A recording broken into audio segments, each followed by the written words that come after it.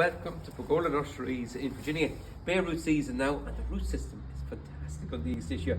This is green privet, and green privet makes a fine hedge. Easy to establish, evergreen, hardy, easy to clip and shape. Now, this is the most economical way to plant green privet hedging as bare root plants. Good bushy plants, fantastic root system. This is the most important bit, lovely hairy root system. You plant it so just the first root is just barely under the ground. You'll have some super dry planting fertilizer at the bottom, compost and soil on top, and the same back in around, and just plant with just that root underneath soil level.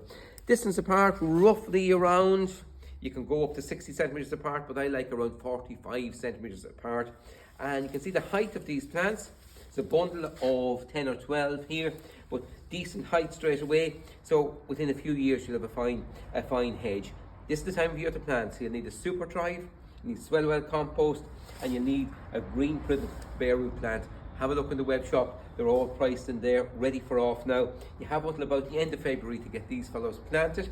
If you're not ready to plant when you get them, just dig a little bit of trench in your garden and heel them in a temporary way, just to keep them from drying out and stop any frost getting at the roots. Goodbye for now. Enjoy your garden.